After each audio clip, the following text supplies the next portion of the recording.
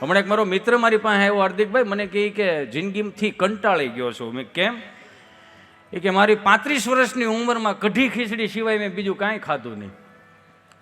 જ્યારે જો નકરી કઢી કઢી કઢી કાંઈ ખાતું નહીં. મેં કીધું એક કામ કર્યું, એટલો બધો કંટાળી ગયો હોય ને, મગજ ફ્રેશ કરવા માટે ફઈની ઘરે જઈએ જા.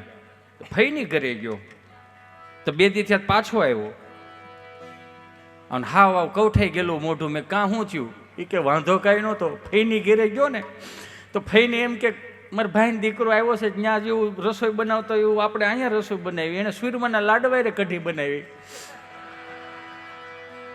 રોતો રોતો આવ્યો, મને કે હજી આમાં હક નથી. મેં કાંઈ વાંધો નહીં, માસીને ઘેરે જઈ આય. માસીને ઘેરે ગયો, 5 દી થયા પાછો આવ્યો. મેં હવે શું વાંધો? મને કે નવા ઘઉં આવ્યા ને તેને જાદરિયું બનાવ્યું હતું.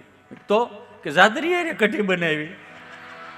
મેં તો હવે તારું આ ગુજરાતમાં નહીં ભેગું થાય તો મેં વિદેશ વિયો જા, ઓસ્ટ્રેલિયા વિયો જા, મેલબોર્નમાં તારા મેં કીધું કુટુંબના સભ્યો ત્યાં રહે છે, ત્યાં વિયો જા. ગયો 1 મહિને પાછો આવ્યો, પણ હાવ હહુડી જેવો થઈને આવ્યો.